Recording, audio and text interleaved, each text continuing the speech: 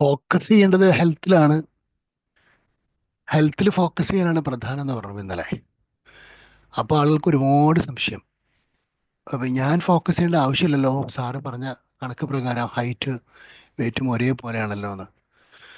So anyhow, good morning, welcome to Orange Apple motivational monster. Welcome once again to everyone. എല്ലാവർക്കും ദൈവത്തിൻ്റെ രക്ഷയും സമാധാനവും ഉണ്ടാവട്ടെ എന്ന് പ്രാർത്ഥിക്കുന്നു. ഒരാൾക്ക് ഒരു ഹൈറ്റും അതിന് സമാനമായ വെയിറ്റും ഒക്കെ കറക്റ്റ് ആണെങ്കിൽ ഇനി ഞാൻ എന്തിനാണ് ഹെൽത്തിൽ ഫോക്കസ് ചെയ്യണമെന്ന് ചിന്തിക്കുക. ഇനി അതിനകത്തൊരു ഗോൾ ഉണ്ടാക്കേണ്ട ആവശ്യമുണ്ടോ?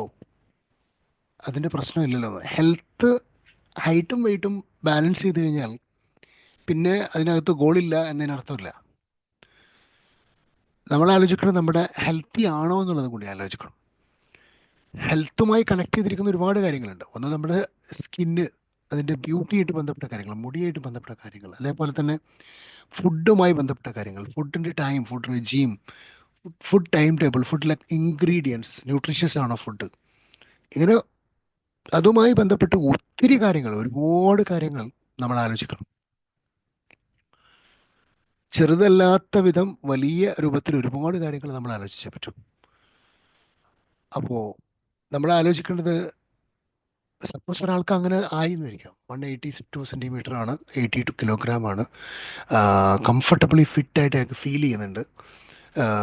അയാളുടെ വയസ്സിനനുസരിച്ച് അയാളുടെ ഭക്ഷണം, ആ വ്യക്തിയുടെ ഭക്ഷണം, അത് ആണായിരുന്നാലും പെണ്ണായിരുന്നാലും ഭക്ഷണം എന്താണ്, എങ്ങനെയാണ്, കാർബോഹൈഡ്രേറ്റ് ഇൻടേക്ക് എത്രയാണ്, പ്രോട്ടീൻ ഇൻടേക്ക് എത്രയാണ്, ഫാറ്റും ഫൈബറും ഇൻടേക്ക് എത്രയാണ്. കാരണം എന്താണ് കാരണം, നമുക്ക് വിസിബിൾ ആവില്ല. നമ്മുടെ ബോഡിക്കകത്ത് കയറി പോകുന്ന സാധനങ്ങളുടെ അളവ് എത്രയാണ്, എത്ര ഉണ്ട്, അത് എന്തൊക്കെ രൂപത്തിൽ എഫക്റ്റ് ചെയ്യുമെന്നുള്ളത് നമുക്ക് കൃത്യമായിട്ട് ധാരണ പഴയ കാലത്ത് ഇല്ലെങ്കിൽ പോലും ഇന്നത്തെ കാലത്ത് കയറിപ്പോകുന്ന ഭക്ഷണത്തിലുള്ള കാർബോഹൈഡ്രേറ്റും ഫാറ്റും പ്രോട്ടീനും ഒക്കെ എത്രയുണ്ടെന്നുള്ളത് ശരിക്ക് കൃത്യമായിട്ട് ചോദിച്ചാൽ ഉത്തരം കിട്ടാവുന്ന വെബ്സൈറ്റുകൾ മുഴുവനായിട്ട് എല്ലാവർക്കും അറിയാം. അതുകൊണ്ട് തന്നെ നമ്മൾ എന്ത് കഴിച്ചാലും, ഇപ്പം നിങ്ങൾക്കൊരു ക്ഷീണം ഉണ്ടെങ്കിൽ ആ ക്ഷീണം എന്തുകൊണ്ടുണ്ടായി എന്നുള്ളത് ചാറ്റ് ജി പി ടിയോട് ചോദിച്ചാൽ ചാറ്റ് ജി പി ടി അല്ലെങ്കിൽ അത്തരത്തിലുള്ള AI ടൂളുകൾ ഉത്തരം പറയും. അപ്പോൾ അത് നിങ്ങളോട് ചോദിക്കും, നിങ്ങൾ എന്താ കഴിച്ചത്, അപ്പോൾ ഇന്ന കാര്യങ്ങളാണ്, അപ്പോൾ ഇന്ന കാര്യം കൊണ്ട് നിങ്ങൾ കഴിക്കണം.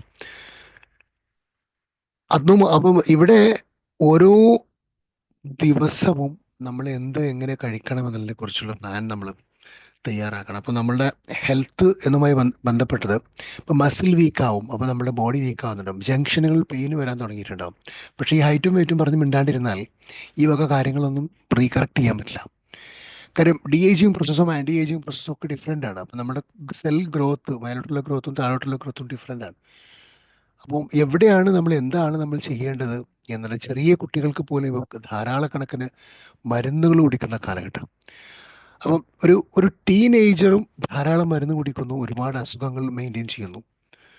മുതിർന്ന ആളുകൾക്കും ഒരു പക്ഷേ അങ്ങനെ ഉണ്ടാവാം.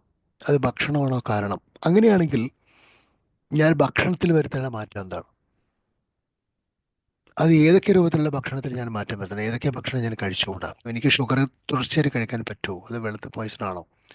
വെളുത്ത പോയിസൺ 5 എണ്ണമുണ്ടോ, 4 എണ്ണമാണോ, 3 എണ്ണമാണോ എന്ന കൺഫ്യൂഷൻ, ഇതെല്ലാം നമുക്ക് തീർക്കാം. നമുക്ക് ഇത് ഏതൊക്കെ നമ്മൾ കഴിക്കുന്നുണ്ട്, അത് വൈറ്റ് പൗഡർ, വെളുത്ത അരിയുടെ പൊടി കഴിക്കുന്നുണ്ടോ, മൈദപ്പൊടി കഴിക്കുന്നുണ്ടോ, ഷുഗർ കഴിക്കുന്നുണ്ടോ, സോൾട്ട് കഴിക്കുന്നുണ്ടോ? ഈ വക കാര്യങ്ങളിൽ നിന്നൊക്കെ നമ്മൾ എക്സൈറ്റഡ് ആയിട്ട് പിന്നെ നമ്മൾ എനർജി മെയിൻറ്റെയിനിങ് ആയിട്ടുള്ള ഏതൊക്കെ ഫുഡ്, ഈ ഫുഡിനകത്തും കൃത്യമായിട്ടുള്ള ഒരു ഗോൾ ഓറിയൻറ്റഡ് ആയിട്ടുള്ള ഒരു സമീപനം നമുക്ക് വേണം. ആകെയുള്ള പ്രശ്നം എന്താണ്, എമോഷണലി വീക്കാകാൻ സാധ്യതയുള്ള ഏറ്റവും പ്രധാനപ്പെട്ട ഒരു ഏരിയകളിൽ ഒന്നാണ് മനുഷ്യൻ ഹങ്കർ ഉണ്ടാവുകയോ അതല്ലെങ്കിൽ മികച്ച ടേസ്റ്റ് കിട്ടുന്ന സമയത്തോ നിയന്ത്രണം വിട്ടു പോവുക, എമോഷണൽ ഡിസ്ബാലൻസ് ആവുകയും നമ്മൾ അതിനോട് താല്പര്യം കാണിക്കുകയും നമ്മളുടെ എല്ലാ കണക്കുകൂട്ടലുകളും തെറ്റിച്ച് നമ്മൾ ഭക്ഷണം കഴിക്കുകയൊക്കെ ചെയ്യുകയും അത് നമ്മുടെ ശരീരത്തിന് ആവശ്യമില്ലാത്തതായിരിക്കുകയും അത് കൂടുതൽ അപകടം ഉണ്ടാക്കുകയൊക്കെ ചെയ്യും. അപ്പോൾ ഫോക്കസ് ചെയ്യുക എന്നുള്ളതിൻ്റെ, ഫോക്കസിൻ്റെ എല്ലാ സയൻസും സൈക്കോളജിയും പഠിച്ചതുകൊണ്ടല്ല കാര്യം, മറിച്ച് ചെയ്യേണ്ട ഫോക്കസ് എന്തിലാണ്, എന്തെന്തിനെ കുറിച്ചൊക്കെയാണ് ഞാൻ ഫോക്കസ് ചെയ്യേണ്ടത് എന്നതിനെക്കുറിച്ചുള്ള ക്ലാരിറ്റി. അത് നേരത്തെ പറഞ്ഞ പോലെ ഡ്രീം ഗോൾ പ്ലാൻ ആക്ഷൻ പ്രകാരം ഓരോ ഏരിയയിലും നമ്മൾ കൃത്യമായിട്ട് നമുക്ക് ധാരണ ഉണ്ടാവണം. പലപ്പോഴും നമ്മൾ പറയാറുണ്ട്, ഒരു വീട്ടിൽ എല്ലാവർക്കും ഒരേ ഫുഡ് വർക്ക് ചെയ്യില്ല, സ്റ്റൊമക്ക് ഫ്രണ്ട്ലി ഫുഡാണ് നമ്മൾ കഴിക്കേണ്ടതെന്നൊക്കെ. നമ്മൾ കഴിക്കുന്നത് സ്റ്റൊമക്ക് ഫ്രണ്ട്ലി ആണോ, ഉള്ള ഭക്ഷണം ഏതെങ്കിലും കഴിക്കുകയാണോ?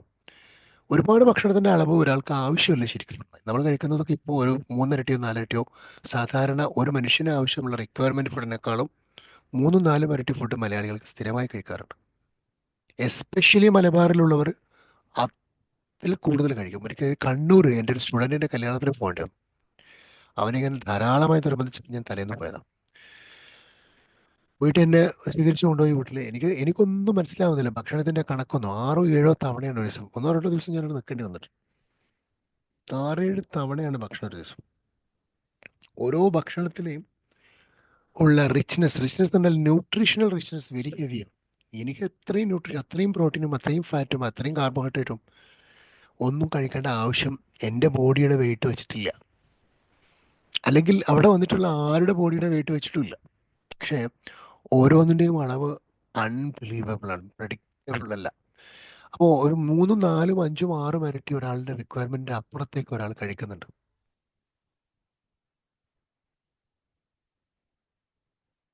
ഇത്രയേറെ ഭക്ഷണം കഴിക്കേണ്ട അവസ്ഥ നമുക്ക് ഉണ്ടാവുന്നുണ്ടെങ്കിൽ അവിടെ നിയന്ത്രണം ഉണ്ടാക്കുന്നത് നമ്മളുടെ ഗോളുമായി ബന്ധപ്പെട്ടതാണ്. അപ്പോൾ എവിടെയാണ് പ്രശ്നം? ഏറ്റവും വലിയ പ്രശ്നങ്ങളിൽ ഒന്നാണ് ഇത്തരം ഏരിയകൾ. നമ്മളുടെ എമോഷൻ ആയിട്ടുള്ള പ്രധാനമായിട്ടുള്ള ഹങ്കറൊക്കെ നമ്മുടെ എമോഷനുമായി കണക്റ്റഡ് ആണ്. വിശപ്പുമൊക്കെ എമോഷനുമായി കണക്റ്റഡ് ആണ്. അതുമായി ബന്ധപ്പെട്ട് സെക്രീറ്റ് ചെയ്യുന്ന ഹോർമോൺസ് ഉണ്ടാവും. ഹോട്ടലിൽ കയറി ഇരുന്നിട്ട് മലയാളിയാണെങ്കിൽ പ്രത്യേകിച്ച് ഓർഡർ ചെയ്യാനുള്ള പ്ലാനൊന്നുമില്ല എങ്കിൽ അപ്പുറത്തും ഇപ്പുറത്തുള്ള ടേബിളിലേക്കൊക്കെ നോക്കും. ഇവിടെ പ്ലാൻ ഇല്ല എന്നുള്ളതാണ് നമ്മളുടെ ഏറ്റവും വലിയ ഫെയിലിയർ. എന്നിട്ട് അവിടെ ഇവിടെയൊക്കെ ആരെങ്കിലും കഴിക്കുന്ന അല്ലെങ്കിൽ അവിടെ കിട്ടിയ സ്മെല്ലിൻ്റെ എന്തെങ്കിലും ഒന്ന് ഓർഡർ ചെയ്യും. അതിൻ്റെ അളവ് കാര്യങ്ങളൊന്നും നമുക്കറിയില്ല. ഇനി ഞാൻ പറയുന്നു, പോസ്റ്റ് കോവിഡ് സിനാരിയോയിൽ, കോവിഡിന് ശേഷമുള്ള ഒരു സിനാരിയോയിൽ നമ്മൾ ജീവിക്കേണ്ട രീതി നേരത്തെ പോലെ ധാരാളം കണക്കിന് ഫുഡുകൾ പുറത്തുനിന്ന് ഓർഡർ ചെയ്ത് കഴിക്കുന്നത് അവസാനിപ്പിക്കാനായി. പരിശോധിച്ച് നോക്കിയാൽ ഹോട്ടലുകളൊക്കെ ഉപയോഗിക്കുന്ന, കാറ്ററിംഗ് സെന്ററുകളൊക്കെ ഉപയോഗിക്കുന്ന, സെൻട്രൽ കിച്ചണുകളൊക്കെ ഉപയോഗിക്കുന്ന പൊതുവെയുള്ള ഓയിലുകളിലൊന്നും വലിയ ക്വാളിറ്റി ഇല്ല എന്നുള്ളത് കണ്ടെത്തിയിട്ടുണ്ട്.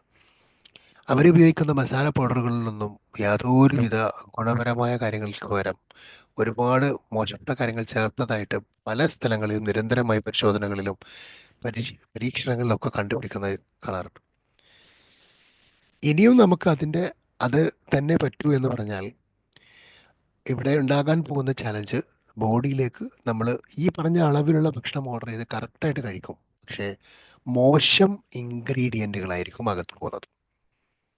ഒരാൾ നല്ല തീരുമാനമാണ് എടുക്കുന്നത്. എനിക്ക് വളരെ കൃത്യമായിട്ട് അളവിലുള്ള കീറ്റോ ഫുഡാണ്, കീറ്റോ ഡയറ്റാണ്, അപ്പോൾ അതിന് സമാനമായ സാധനം ഞാൻ കഴിക്കും. കൃത്യമായി ഓർഡർ ചെയ്യും. പക്ഷെ ആ ഓർഡർ ചെയ്ത സാധനത്തിനകത്ത് കുക്ക് ചെയ്യുമ്പോൾ അവർ ചേർത്തിട്ടുള്ള പാചകത്തിലെ ഇൻഗ്രീഡിയൻറ്റുകൾ എന്തുമാത്രം കൃത്യതയുണ്ട് എന്നുള്ളത് നമ്മൾ സ്വന്തം പാചകം ചെയ്താൽ മാത്രമേ അറിയൂ. വേറെ ആരും പാചകം ചെയ്താലും അത് അറിയില്ല. ഇനി റീഹീറ്റ് ചെയ്ത ഫുഡ് ഉണ്ടോ? റീഹീറ്റ് ചെയ്യാൻ സാധാരണ ഓയിലുകൾ റീഹീറ്റ് ചെയ്യാൻ പറ്റില്ല. റീഹീറ്റ് ചെയ്ത കാർസിനോജൻസ് ഉണ്ടാവും, അതായത് ക്യാൻസർ സെല്ലുകൾ ഉണ്ടാവും.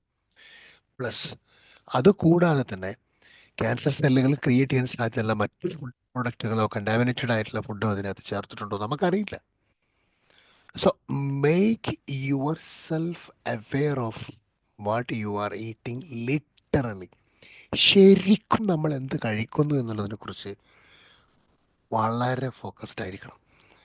ഇപ്പോൾ ഭക്ഷണം കൊണ്ടുപോകും വീട്ടിൽ നിന്ന് ഭക്ഷണം കൊണ്ടുപോയിട്ട് പഴകിയ ഭക്ഷണമായി ഇപ്പോൾ രാവിലെ 5 മണിക്കോ 6 മണിക്കൊക്കെ പാക്ക് ചെയ്തിട്ട് പോകുന്ന ആളുകൾ ഇപ്പോൾ മുംബൈ സബർ ട്രെയിനിലൊക്കെ കയറി ഇരുന്നാൽ 3 മണിക്കോ 4 മണിക്കോ കിട്ടുന്നത് മുംബൈ ട്രെയിൻ ഓടിത്തുടങ്ങാം. എനിക്കിപ്പോൾ ഓർമ്മയില്ലേ, കുറേ മുമ്പ് 10 കൊല്ലം മുമ്പ് പോയത്. ആ സമയത്തൊക്കെ ഒരുപാട് എംപ്ലോയീസ് ഉണ്ടാവും 3 മണിക്കൂർ ദൂരത്തേക്കൊക്കെ പോകുന്ന. അത്ര നേരത്തെ അവർ ഇരുന്ന് അങ്ങനെ ഉറങ്ങുന്നുണ്ടാവും. അവരുടെ കയ്യിലൊക്കെ ഫുഡിൻ്റെ പൊതികളാണ്. ഈ പൊതി ഉച്ചക്ക് അവർ കഴിക്കാൻ വേണ്ടിയുള്ള പൊതിയാണ്.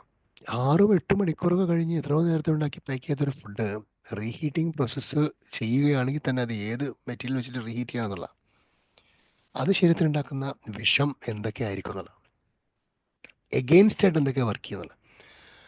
അതായത് ഗോൾ ചെയ്യുമ്പോൾ നമ്മൾ ഹൈറ്റും നമ്മുടെ വെയിറ്റും സമമായാൽ ഞാൻ സമാധാനിച്ചു എന്ന് സമാധാനത്തിൽ ഇരിക്കരുത് എന്നാണ് ഞാൻ പറഞ്ഞതിൻ്റെ Malayalam.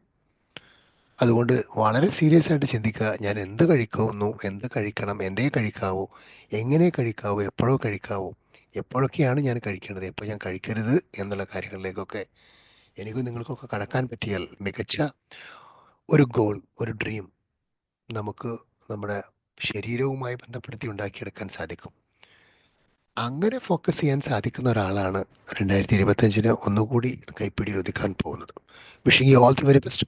Have a great day. God bless. Thank you so much. Love you all. Bye. Thank you, sir. Thank you ma'am. Thank you, sir. Thank you. Thank you. Thank you so much, sir. Thank you. Thank you sir.